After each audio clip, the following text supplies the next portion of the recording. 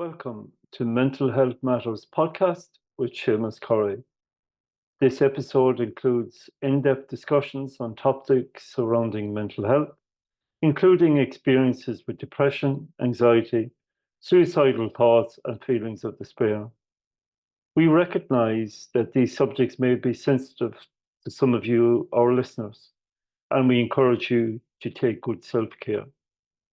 Please listen at your own pace and don't hesitate to pause or seek support if needed. Thank you so much. Good morning, everyone, and welcome to Mental Health Matters.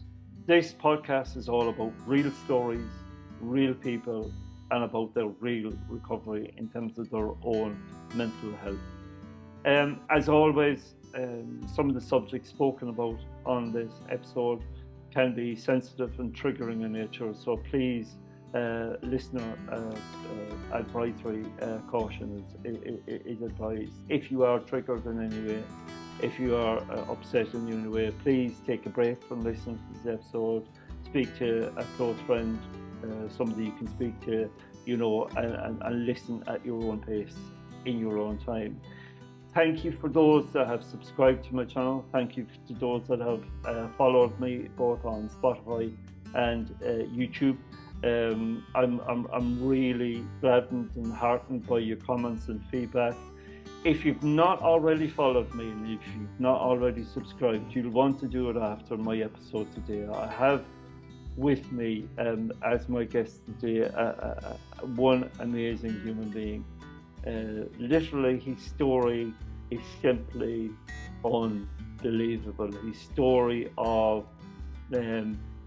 what this guy has been through has been absolutely incredible. In his book, Let's Get to the Good Bits, which we'll talk about, he speaks directly in terms of his own story, in terms of his own experience. And I'm delighted to have him as a guest on my show today. He's a husband, father, son, grandson. He is a founder. He's a writer. He's a best-selling author. He's a presenter. He's a speaker. Just to mention a few of this amazing guy's titles. But to me, he's a friend. He's a colleague. He's a cohort. He's another voice for the voiceless. And I'd like to welcome to Mental Health Matters this morning, Darren Barden. Darren, you're very welcome to Mental Health Matters this morning. How are you doing, my friend? Oh, brilliant. And thank you very much for that great intro. I'll have to clip that bit and send it to my wife. Yeah, absolutely. Post it wherever you want, Darren. Darren, listen, Thank you for being on. Your story, Darren, is simply incredible. It's just incredible. I thought my story was good. Darren, yours is simply unbelievable, and we'll get to that. For those listeners who don't know anything about who Darren Barden is, can you give our listeners this morning an idea, an understanding of who you are, Darren? Yeah, absolutely. I always saw just an ordinary guy, just an ordinary guy that grew up on a council estate. My mum and dad both worked. We were getting ourselves to school in the morning. We didn't have much money. Like most people, there was nothing tragic about the upbringing. I had a great upbringing. Yeah. The house was full of love. We was always out in the fields playing. My childhood was of fond memories. With nothing. My dad was a lorry driver. My mum was a cook in a school and a dinner lady, and just a normal everyday upbringing. And they encouraged me to leave school and get a career. There was never any talk of college or anything like that at the time. And that's what I did. I went on to what we used to call a YTS program and learned to be a sign writer, actually with the brush and Wow. the palette and so on. And that's basically how I started out my career and my life. It was so just a description of me is really just an everyday guy who went about life like most people do. Absolutely. And you fell in love with Wendy, and you got married, and you had is it two sons that you've got, Darren? Son and a daughter. A son and a daughter. So Yeah. you were just a normal family growing up in the fullness of time. you moved into your new home, as the kids grew up and grew older, and then shortly after that, Darren, you had an experience which changed your life forever. Do you wanna talk a little bit about that? Yeah, absolutely. I mean, basically, myself and Wendy, I met Wendy in a pub. Her mum and dad were actually running our local pub, and I'd been in there drinking, met Wendy. She became the sort of the woman of my dreams, the light of my life, and still to this day, 30 odd years on, is Oh, still the same. congratulations, man! Congratulations. So yeah, so we moved out to New Zealand and Australia to dip our toe in the water whether we wanted to move permanently. But Wendy always missed her mum and dad, so we came back from New Zealand and Australia and started a normal life. Started getting ourselves on the career paths as we did. We got married we was married in 1990. I need to get that right because she'll be listening at some point. So, so we got married in 1990. We then found out we couldn't have children at the time. We was really, it wasn't for the one to try, and it was just actually we couldn't do it. So we decided to buy a house through a friend of mine, and it needed a rebuild project. It needed to Okay. be done up because we knew we couldn't have children. But we bought the house with the anticipation of sort of having children later on. So it was a 4-bedroom house on a council estate. Nice. Um, I mean, at the time, I think I paid £37,000 for it. Wow. So, Wow. be a different price these days, I would have thought. So, Yeah. but literally, we bought the house, and within a couple of weeks, we found out Wendy was pregnant. So, what we'd given ourselves 2 years to do, we then crammed into 6 months, and Wow. we rebuilt the whole house. In fact, the very last thing just before George came out of hospital after being born was the carpet going in the living room, and that was literally the very last thing. So we just got it done in time for his birth, and then a year on from that day, my world changed dramatically. So it was in that house that where our dreams were born, and then our nightmares began as well. Yeah, yeah, and you describe it so well in your book, and listeners, if you've not purchased this book, get out and purchase this book today. Let's get to the good base by this amazing guy, Darren Barden. It's an amazing account of simply an unbelievable story that will shock you to your core. Darren, if you're okay, do you want to take me through the events of that night as you remember them? And I'm Yeah. conscious of the fact that it moved me to tears. Then it really did, and I was transfixed reading your own words. And if you can describe it for our listeners, what happened then? Yeah, so basically, I've been working as a van driver, a courier, but I had another job as well. So I worked during the day at my normal day job, and then in the evenings we used to do an extra job. We didn't have any money, so Mm, the extra mm, job put a few extra pennies in the coffers for food and stuff. So I used to start work at around midnight, and that was 7 days a week, and you used to do 7 days on, 7 days off of the night job. But it was fine. It was it was hard work, but it was fun. But I had to do my last working day on my day job that I was in at the time, and then I was starting a new job the following morning. mm, So I'd finished work, handed the van back where I was working, then went over to collect my new van from the new company, drove that back, and then settled down to a normal Monday evening. George was just over one at the time; he just turned one, so all the usual stuff with TV and things like that. But because I was working at night, I used to go to bed about 7 o'clock in the evening, sometimes half seven. So I'd been in bed between 7 and 8. I can't remember the exact time now, but between 7 and 8 p.m. George was TVing, so Wendy sometimes took him to another room so I could get to sleep. And then about midnight on the Monday night, we got a knock on the door. And back then we didn't have the mobile phones, so if one of us was late or for work, we'd go around their house or phone their home number if need be. mm. But we'd knock on the door, say, "Listen, hurry up, you're late for work." So getting a knock on the door, as much as it didn't happen to me because I was always on time, it wasn't something that bothered me. We knew it would happen, Yeah. So Yeah. yeah, so I run downstairs in my pants, and Wendy was in the other room with George. Like I say, he was crying and teething, and opened the door, and there's two guys stood in front of me, and literally I opened the door. So I'm looking at them now, and basically there's like orange streetlights outside the house, because there was the upper part of our house went across and onto garages. So there's like an alleyway that went in between the garage and your front door. So they just stood there, and as I looked at them, the one to my right, he looked past the other one and just nodded. So it turns out from an eyewitness statement there was four people in total, two that were on my front door, one as a lookout, and then one with a getaway car. But the two guys, as I said, the one on the right, he just looked, nodded, and then they came forward. Now they came forward with so much force. I'd obviously tried to shut the door, and some of this memory is a little bit sketchy because I just don't remember it. But Yeah. I'd obviously tried to shut the door, but they forced themselves forward, and they opened the door with so much force. The door handle, had gone into the wall and actually put a hole in the wall, into the concrete wall. And then at that point, then it was just a load of physical violence. At the time, I didn't know I'd been stabbed. This was just, my head was being pounded, and I can remember my hands going up initially, but then the next thing I remember, I was sitting in a sort of like a fetal position on the floor, and I could just remember my head being bashed backwards and forwards, backwards and forwards.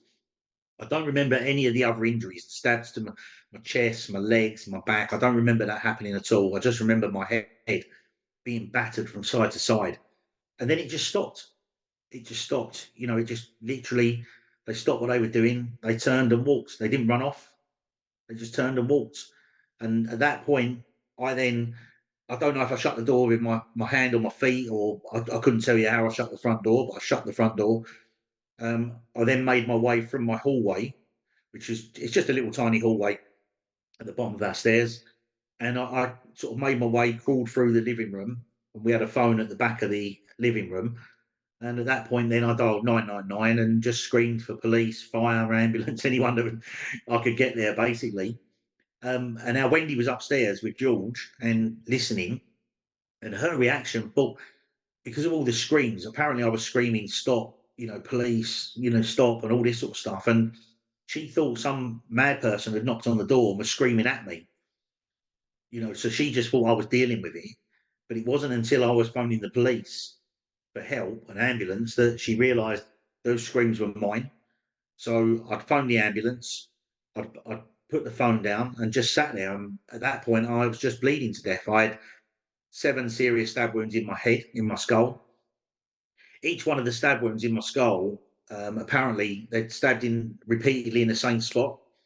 So I could have had 5 or 6 actual stabs to the skull, but in the same spot. So where I've got 7 wounds, that's just 7 locations. It could have been, who knows, 20, 30 stabs at my skull. I don't know. So, but in total, I had 3 different blades that were used on me, which means one of the guys had two knives, like so one in each hand. So I definitely wasn't beaten up. So Yeah. one of the wounds across my chest was, I found out afterwards, they get a Stanley knife and they put 2 blades in it and they separate it with a match, so that when it cuts you, it can't be sewn up. Now, luckily for me, that was just a scratch across my chest, and they broke the Stanley blade, off in my chest here. Just snapped it off a little bit, so I've got a little tiny scar on the chest, but very little tiny scar, So that was quite lucky with that. But I just sat there bleeding, and Wendy then come down the stairs, and she's then confronted with this massacre. Basically, is how she would see it: is that there was blood up our walls. The blood spurts went above the light switch. Where I was sitting on the floor, and they were just repeatedly stabbing me. The blood splashed up all the walls. The carpet was saturated with blood. Where I'd climbed through or crawled through our living room, the blood was on the settee on both sofas, where I'd obviously tried pulling myself through. And then I just sat there with blood coming out of every possible part of my body. As I said, it's my head, my back, my chest, my legs. So there was just blood pouring out. Now Wendy's come down with a 1-year-old in her arms into just hysteria. I can't even imagine what she would have felt at that moment. And it's not something she would openly talk about. So her main priority was George, a 1-year-old baby, but she's walking through barefooted through my blood, and then just sat down on the settee as I sat there, and we just sat there, and I was bleeding to death, and then she went and got me a tea towel and to stop the blood, because basically I was covering my eyes to stop the blood pouring out my head into my eyes. And George at one point thought, and this is where it sort of makes you smile, she's sitting there with a 1-year-old on her lap, and he thought I was playing peekaboo, so he was doing this. So I'm trying to shield all the blood pouring out of my head, the innocence of babes. Yeah, And absolutely. so she went and got me a tea towel, but basically touched it and it was just saturated. It was just, it was pointless. But then I started to get really cold, like really, really cold. And even to this day, I don't ever think I felt cold like that. It was it was horrendous. I was so cold. And because I had my pants, the blood was going onto my pants. I actually thought I was sitting in a pool of blood about this deep. Obviously, I wasn't. It was just how I felt with the cold. So Wendy went to get me a quilt from upstairs, and just keep me warm. Eventually, the police. Oh no, sorry. In the middle of all that, I decided to phone my mum and dad. So I picked the phone up, and the operator stayed on the line. And I said, "Look, I need to phone my dad." And they said, "You need to put the phone down, count to 10, and dial the number you want." So I don't know how I did that, but I did it. I phoned my dad and I said, "Dad, can you come round?" And I've been beat up. And him and my mum left. They lived the other side of town. They drove across. By the time they got there, the house was surrounded by police. There was blue and white tape all around the house, and the police were like, "You're not coming in." Well, nothing was going to stop my mum. So she was coming through. She would have taken out a few policemen to get there. I'm quite sure. So yeah, they came in, but as they got in to the porch area, in at the end of the house, I was just sitting there bleeding to death, and they couldn't let her through. I just sent my mum and dad upstairs with Wendy and George, and just said, "Look, get yourselves up there." And I just sat there. The police were the first to arrive. The ambulance. I don't know how busy they were on a Monday night at midnight, but it took quite a while to get there. And then they came in, and as they came in, they found the bit of blade, the Stanley blade that was sort of dropped on the floor. The police were stopping the ambulance because they were saying, "Hang on, did you bring that in? Was it already on the floor?" They started looking at their feet, and all the time I'm sitting there bleeding to death. So it was to this point now. It was just a haze. It was so many questions, and the police have got a job to do. They've got a really important job to do, and they've got to act quickly. But I was of no help to anyone. They're just going, you know, "Darren, what do you know about a red car? Darren, do you know about this red sports car? Darren, about this car?" And there was this red car thing going on all the time, and I'm thinking, I don't know what they're talking about, but every single question began with my name. It was like Darren, Darren, Darren. It blew your brains a little bit. Just kept hearing your name. Whether they were trying to keep me conscious or not, I don't know. I don't really know whether that was the case. Only they will know what state I was in. And then the ambulance guys turned up. They came in. There was a couple of funny moments with the ambulance, and I do tend to look at some of the comical moments in this because it's a lot better than looking at some of the drastic, terrible moments. Yeah. There was a quite severe cut, which is about, I don't know, 6 inches long down the front of my shin. So they bandaged all this cut up, and when I got to the hospital, they undone this bandage because they thought it was the worst cut, and all it was where blood had dripped onto my shin and dried. So there was no cut there at all. So the ambulance guys took a little bit of stick over that one from their colleagues, which is quite funny. Oh, But yeah, but when they were carrying me out of the house, they put me on. I can only describe it as a metal frame, chair, wrapped me up in a blanket, strapped me in, and as they were wheeling me out, that's when I noticed something I've been looking at right all the time, waiting for the police and the ambulance, was what I thought was like a small cricket bat at the bottom of my stairs. But it turns out it wasn't a cricket bat; it was actually a meat cleaver that had been wrapped in a cardboard and cling film holster, which they'd dropped and left behind, but they didn't use on me. Fortunately enough, they hadn't used that on me. So, but it was at that point I realised I'd been stabbed, and that's when the expletives came out. I've been stabbed, I've been stabbed, I've been effing stabbed. But at this point, that's when I think the real shock kicked in. mm, So then they got me out into the street. The ambulance was there, and it was that point. It was there was a moment where I thought that was me gone. I looked to the sky, and you'll see on the front cover of the book, it's actually midnight blue, yeah, and the reason for that is it was my moment that I died. Basically, is what I thought. I died. So I looked at the sky. It was an incredible dark blue. The stars were glistening, and for me at that point, I was a goner. However, luckily for me, that was the point I hadn't gone. So that's why it's pivotal in my world. That moment was literally all about the turning point. I didn't die. I survived. yeah. So then we got into the ambulance. Then I done my usual comical bits. I wanted to know we'd driven through a red light. I wanted to know. I wanted the sirens going. Apparently, I was getting on the policewoman's nerves. And the ambulance driver called back and said, "Tell him we've just driven through a red light. See if that'll keep him quiet." Because I've never been in an ambulance before, Yeah, But yeah, so I don't remember all of this. This is just what I've been told since.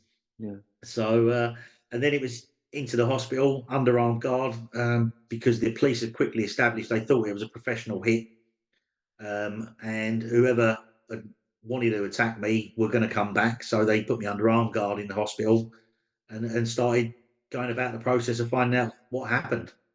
I'll Wow. have a breath now. I'll let you talk. Wow. Uh, Darren, firstly, thank you for sharing that story. And secondly, my understanding of reading between the lines is, was it a case of mistaken identity, or why did they attack you particularly? So within about 3 days, Yeah. it went from the police to CID, and the guy CID Mick Clark was fantastic with me. But he came back within literally, I'm going to say 3 to 5 days. I couldn't tell you the exact sort of days, but he sat us down and he said, "Listen," he said, "we know Darren Barden wasn't known in that world because they're informants, they're grassy snitches, whatever you want to call them. Didn't know who the hell Darren Barden was. I wasn't known in those circles." So, and he had gone very, very quiet. There was no one saying, "Oh, that was to do with this or that was to do with that." So the police established very quickly it was mistaken identity. And when Mick said to me, he said, "You just got to put it down as a bad day at the office." There was never any at that point. They didn't think anyone was going to be caught. And that's how he described it. It was just a bad day at the office. And to be fair, he was right. It was one of those days. It wasn't going to be repeated. But yeah, from that moment on, the everything changed. My mental health obviously changed. Yeah. Drastically. But yeah, the fact that the police established they investigated my mum and dad. They investigated Wendy. They wanted to know. Even while we was in the hospital, they were interviewing Wendy. Have you had an affair? Have you been involved with loan sharks? Have you dealt drugs? Have you been in this? Mm, And all of that sort of stuff to try and get to the bottom of what had happened, so they could then go and do their investigation. mm, So I've been very, very lucky. My mum and dad not so, and Wendy as well, because I've always accepted it was mistaken identity, it had nothing to do with me.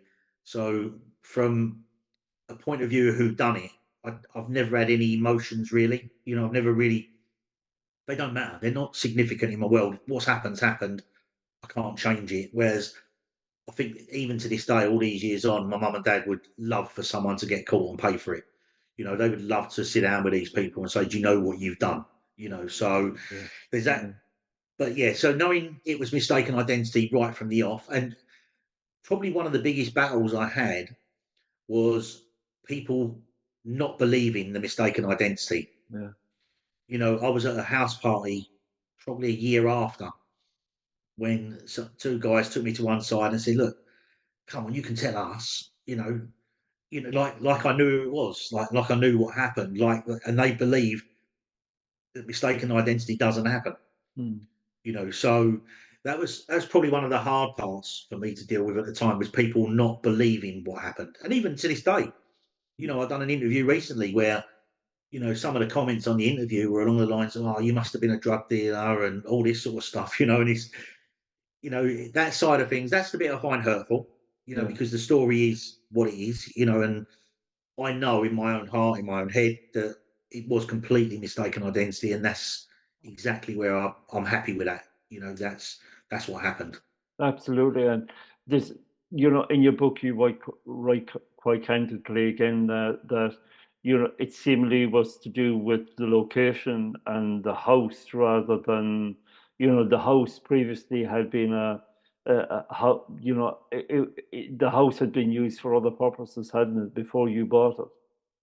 Yeah, absolutely. So the people that were in the house before me, it was rented out, as a multi-residence property, Mm, but it had been empty for 18 months. yeah. And then it was 18 months from me moving into the attack. So you're talking like 3 years from that ending to me being in there. So the reality was, we don't know. We don't know why the attack happened. It could be the house. It could be connected to the house. Mm. Um, it's more than likely that was the case, but no one knows for sure. It just happened. It's one of those things, and we can't be 100% certain. But based on the history of the property, you would say that probably had something to do with it. Darren, how do you recover from something like that? How were you able to sit here today, my friend, and share that story with me and have a smile on your face? How what, how, how, I, I'm kind of lost for words, Dan, because your story, firstly, the trauma that you must have suffered is absolutely incredible. The pain you must have suffered is absolutely incredible. The physical pain you must have suffered is absolutely incredible. How do you go from that to be able to share your story today? Well, a couple of things. First of all, the physical pain. I learned something off my doctor back then, that I actually didn't have any physical pain. So I've got, 20 odd stab wounds in my head, back, chest, and legs. Yeah, The one in my back, you could have put your whole hand in. It was so deep, it just missed one of my organs. I had to stitch it inside as well as outside because to hold it all together. So you would have thought I'd have been in a lot of pain, but when you stub your toe on a coffee table or a corner of a wall, whatever it may be, you get an adrenaline rush. yeah, And by the way, this is from a doctor. This is not me. I'm not an expert in this field, but apparently you sure, get an adrenaline rush. With any form of trauma, whether a paper cut, a stub toe, whatever it may be, and that adrenaline rush can last a split second, or it can last for weeks. yeah, And basically, what had happened was, because of the shock of what happened to me, I had an rushing through me, yeah, which kept the pain at bay. The only pain I really suffered was when the scars, the cuts started drying out, the blood started to dry out, and I was stiff and uncomfortable. If they cracked a little bit, they hurt. So physically, I didn't really suffer too much pain. Mentally, completely different story. That was a prolonged period mentally. There was a short spell afterwards where, now bearing in mind that I was meant to be starting a new job and I didn't get to start a new job. So then the sort of battle then began. When could I actually go and work physically and mentally? There was periods in my life when, all my family have always been workers, and I've always been a worker even to this day. And at the time, I was like, you know what, I couldn't care if I worked again another day in my life. I oh, went through this spell where I just didn't care. I didn't care. I then believed I was invincible for a little while. There was a spell where I felt, you know, I could be driving down the road and a police car would come the other way, and I'd take my seatbelt off deliberately to say, "Come on in, come and arrest me." It was stupid, I know, but those were the sort of silly things I was doing. It was like I believed I was invincible for this little spell, so there was this didn't care. There was this invincibility about me for a little while, and it was. I just kept going through all these different emotions in time. Eventually, my doctor said, "Look, he knew my family from many, many years, and he said, you need to go back to work. Go and get a job, even if it's 2 days a week." And I said to him, "Who's going to give me a job 2 days a week?" He said, "Darren," he said, "I know you and your family, you'll get a job." So, and actually, probably one of the best bits of advice I had, got back to work, and you start to then get a little bit of normality. Unfortunately for me, normality meant putting in the background all the trauma. So I didn't actually deal with it. Yeah. So I'd gone back to work and then just got on with life. We brought up George, we then had another child, Shannon, and then we just carried on. And it was about 13 or 14 years after, when I thought life was going okay, that it came and kicked me out the arse in a big way. It's now known as PTSD, but we didn't know that at the time. I started slipping into this bout of depression. I didn't know. Once again, I didn't know I was slipping into it.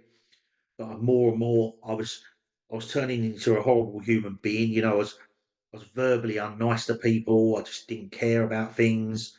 I certainly didn't care about myself for a while. I was drinking heavily. I don't think I got to the stage where I was like alcoholic, but certainly I was very much drink dependent quite some time. And bearing in mind that I didn't have the money, but I couldn't hear anybody telling me, giving me advice. I stood in.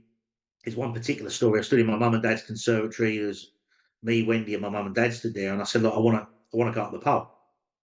And my mum said to me, "Look, you haven't got any money." She said, "Like, we got beer in the fridge. Have a couple of beers here." You know. And I just turned to my mum, and I've always regretted this moment. I just turned to my mum and said, "Look, I wished I was dead because I couldn't go to a pub. This is how ridiculous it had got for me." And Yeah. I meant it. I meant it at the time. I genuinely meant I wish I was dead. That's the point I was at. And then it was after that, it was several times after that that I started believing it, that actually the world's going to be a better place without me. And I ended up on that road. I knew eventually I was going to take my own life. And I started planning. I didn't plan how I was going to do it exactly. I had a few ideas, but didn't plan exactly how I was going to do it. But what I started to do was plan the response. So I could have told you to the day when Wendy was going to go back to work after a period of mourning. I could tell you that when the kids were going to go back to work and school and things like that. And I knew, I mapped it out, everything that was going to happen after my death. Mm. So I knew what was coming. And then all of a sudden, and one of the things that saved me, ironically, was I started to then realise that actually there was other men in the world where Wendy worked that they were going to muscle in on my departure from this earth. They were going to muscle in on Wendy, and these poor guys had never done anything bad or anything. Yeah. I just developed this overwhelming hatred of these people. Like, I then in my head made up scenarios where they were already trying to bring about my demise. Now, these guys didn't even know any of this was going on. They're just going along. They just worked at the same place. And yes, I developed this real hatred of these people. And one of the things that stopped me taking my own life was I didn't want them muscling on Wendy once I'd gone, which is it's random. Yeah. It's stupid, but that's how I was. That's the state I was in. So consequently, then I didn't take my own life, but then I carried on with this sort of depression, knowing that that was always an option. Mm. And then I went to the doctors. Get tablets. The doctor's experience was horrendous. I feel for the doctor. I actually booked 3 appointments with the doctors after, just to go back and apologise for my conduct, because it had taken all of my energy, all of my emotional energy, to book an appointment with the doctors. And I actually told them I thought I had eczema on my breast there, Mm. and that was my excuse. I didn't. I just made that up. And because I wanted to go and speak to someone about my brain, I wasn't right. And I turned up at the doctor's surgery, and you go over to this little screen and you tap it in. At the time you wash your hands with a sanitizer, and it came up with a different doctor's name. So I went over to reception and said, "Look, I've got an appointment with Dr. Fernandez." I said, "There's a different doctor on the screen." And she said to me, "Yeah, he's training." Now, I didn't ask whether it was my doctor training or this doctor training. I didn't care to ask. I just went and sat down, started to work myself up. This was such a massive moment for me to acknowledge that I had a problem, Mm. and they just changed doctors on me. They didn't care. Like I say, it's normal to any other person in this Mm. moment. It's normal. To me, it wasn't normal. This was them trying to upset the situation I was in. And eventually, when my name came up on the board, I went through to the doctors, opened the door, and in my doctor's chair was this strange guy who I didn't recognise, and then my doctor was sitting round to the right, and I just went into this basically tirade of abuse at them, and just said to them, I mean, there was a lot of swearing. I won't repeat it now, but there was a lot of swearing, and I just said, listen, you need to swap seats right now because I'll be leaving this room and you'll never see me again because I'll be dead. You know, and sure enough, they swapped seats. They swapped seats, and the doctor was brilliant. Doctor Fernandez was absolutely brilliant. He put his hand on my knee and he just said, "Listen, let's start with the problem on your chest first." Now, there was no problem there, and he knew that already. When I look back on it, I know he knew that. And he said, "Right, I'm going to book you an appointment. We're going to get that tested." He said, "Right, now what's the other problem?" And straight away, I just started sobbing. You know, I got to the point where I couldn't breathe, I couldn't talk. I was in a hysterical state. I literally couldn't compose myself. So. And then probably one of the worst moments with the doctor was when he said, "Listen, we accept you got a problem." And he wrote on a little post-it note a phone number and said to me, "Look, go home and phone that number." And that was the phone number for Mind, the charity Mind. So I walked out there thinking, "Oh right, great, he's put me in touch with someone." I got home, I phoned the number. It was an answer phone message, and this is no fault of Mind. This is they're a charity. They're underfunded, undermanned, all the rest of the things we have. And the answer phone said, "If you're struggling, go onto our website and fill it in." So I've got the computer on the dining table, sat there, filled this questionnaire in, which from memory took quite a long time. And it asks you questions, about how often you think about this, how often you think about that. Is it every day, once a week, once a month? All of those questions.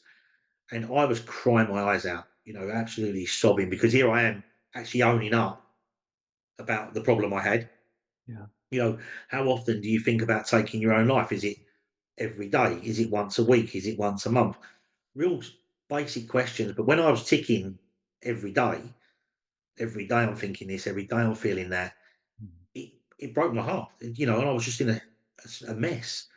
And this little box popped up at the end of the questionnaire and just said, "We're very, very concerned about your welfare. Someone will be in touch within 24 hours. For 7 years, I never heard anything. Never ever got a phone call, never got anyone back. You know, the Mind never ever contacted me ever. I ended up going on to raise several £1,000s from him as a charity because I didn't want anyone else suffering that same fate. Yeah, But absolutely. that's the situation you get. This is where the system is broken.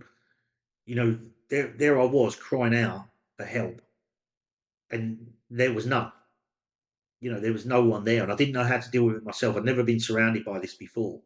Not that I was aware of. So I didn't know where to go, what to do. When you hear people now saying like, "Speak up, reach out," that was the last thing I was going to do. That was the very, very last thing I was going to do. That's why it was such a massive moment to book the doctor's appointment. I didn't want to reach out. I was a bloke. I don't want to go telling people I'm crying in the shower. I'm sitting on my kitchen floor sobbing, because I've burnt a bit of toast or something, because that's what was happening. So I didn't want to go and reach out to any of my friends and say, "Listen, lads, I'm struggling here." That was the last thing that was going to happen in my world at the time. Yeah. Things are different now. We do speak out a little bit more. So, but yeah, so that was how you recover from it. For me, it was about Wendy. It was as Wendy always being there. She's been my constant. She's been the rock Mm. of everything. And what she's had to witness and live through with my mental health is appalling. And how the question should be not to me how have I recovered from it, but how is she? That would be she would never sit on one of these and do a podcast because I would love to hear an interview. She would just cry. I know she would. She would never happen. So you never know. One day, maybe I'll interview her on a podcast. I don't know. You never know. Maybe I'll end She's the one that is the answer to the question.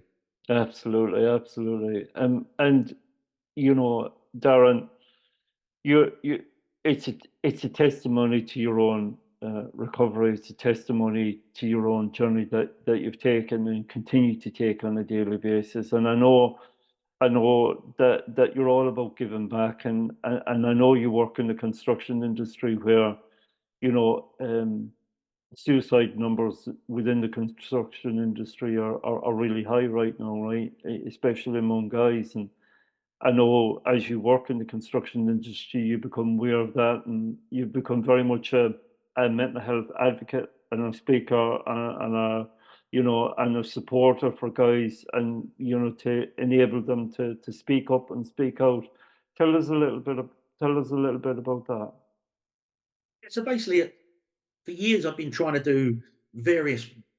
Listen, if I was going to give someone some advice who have been through a trauma and they're struggling with their mental health, and bearing in mind this, I'm not an academic, I'm not a psychologist. This is just how I feel. I would. You need a sense of purpose, you Mm, know, because that feeling of loneliness, that feeling of surplus to requirements, is horrendous.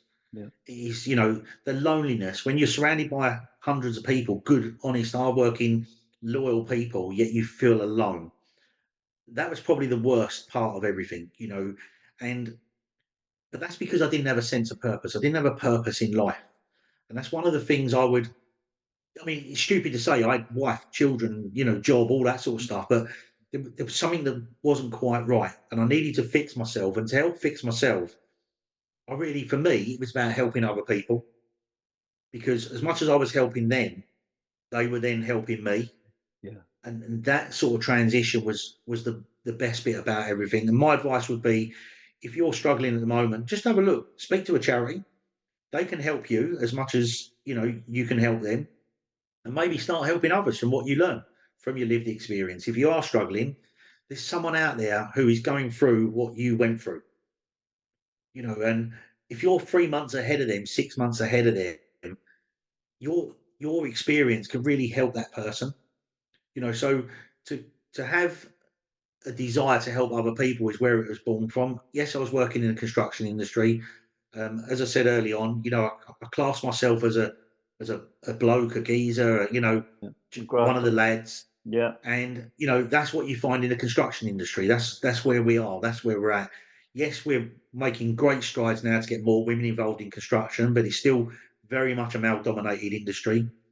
And it's that stereotypical alpha male that is not going to open up. They're going to mask it up by going up the pub and having a few beers and being silly or whatever it may be, and in some cases other things. And I don't want people going down that route. yeah, I don't want them ending up where I was, where actually you're just bottling everything in the background and struggling. Because what will happen then is whatever situation you got, it's going to become worse. Whether it be financial, whether it be relationships. If you don't deal with it, it will come back and haunt you, at some point. So my advice to anybody, my one piece of advice would be, try and get something that gives you a purpose, whatever it may be in your world. I can't tell you what, I can't say to you, right, go and work with this charity or go and help this school or go and do this for your company. It's got to come from you. But if you can get hold of something that gives you a sense of purpose, then that'll really help, because that'll evolve and help you fix yourself. And that was the one thing I did. So the construction industry was where I was at. I could see it was flawed.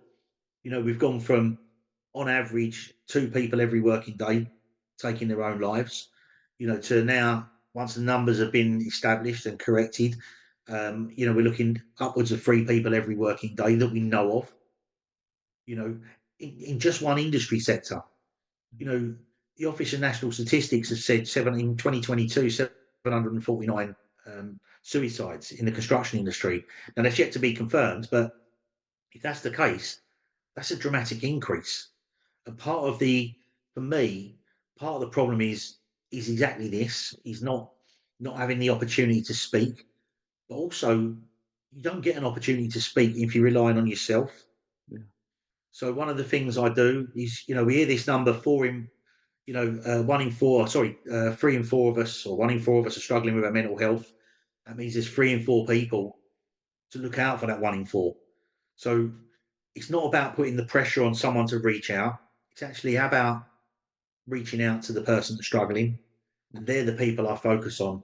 And that's why with iTalk, with what we want to do in the construction industry, he's reaching out to those guys, reaching out to them and say, listen, there's a platform here that's going to give you the signpost you need to go and get help. but you haven't got to reach out for it. You haven't got to go looking for it. It's there. It's on site. It's every site toilet. There's a poster. You know, there's an app. It's the actual iTalk service is supported by an app, so you can do it in your own time because we're not going to shout it from the rooftops. We're struggling. Mhm. You know, we don't want to get on the phone in case someone else hears us. Yeah. You know, we don't want to go into a room. You know, so as my friend Johnny XL came to me a couple of years ago and he said there's been a suicide on a site in London and it had really impacted, you know, the site. And he said to me, he said, Darren, he said, I need a mental health room. I need somewhere guys can go. He said, can you do some work on it? He said, we'll pay you. We just need a mental health room. When I looked at it and it's like, listen, a room with a door and a sign above it that says I'm nuts. He's not saying we're going to walk through as blokes, Yeah. you know, because that's what it's going to be perceived as. We need something else. And that's where I Talk, the Mental Health Act, was born. It was, you know what, we can go and sit in a toilet in our own time and actually go through there and find help and look for help, education, and that's what this will all be about when the app finally gets launched properly, which hopefully, fingers crossed, by the end of this year, it'll all be Progress. complete. There's been a lot of work going into it in the background. That's what I want to do. That will, in my opinion, is prevention rather than cure, and that's what I focus on. Is, you know, whether the guy's got financial troubles, he might have a gambling problem. You know, a lot of this is born out of something that's happened in life, Yeah. and it's getting to that stage before you get to the next levels. Absolutely. Darren Barden, thank you ever so much for coming on Mental Health Matters with me this morning. It's a true testimony to your own resilience, Darren, and your recovery, that you're able to share so candidly the elements of your own story, but also that, like you say, you know, give to others, you know, support others, you know, go out to others to support others, to help them to open up if indeed you're struggling, and links to your own website and links to the iTalk app will be made available once it is launched. And I wish you well with that launch. I hope it Thank you. absolutely goes well down. I wish you well with your life. I wish you well with, you know, with Wendy and Shannon and George and your family. They're lucky to have you, Darren. They're absolutely lucky to have you. And Wendy, if you're listening to this, you've got a great bloke standing by your side, a great bloke, a true survivor, a true warrior. Because sometimes it's hard, right? The journey is hard, Darren, but we take the journey together, and we're stronger together. We're stronger when we speak out. We're stronger when we speak up. It's not a sign of weakness; it's a sign of great strength. And if if you are listening to this today and you are struggling, please take Darren's word of advice on the board. Speak to somebody, reach out. The help and support is now more readily available than it ever was. There are apps, there is information out there, there are friends out there are people who love you out there that support you, and reach out and get that support. Darren, thank you ever so much today for your time, and I wish you well, and please keep me updated with the iTalk app and let me know when that comes out, my friend. Thank you. It's been an honour. Thank you very much. Thank you, my friend.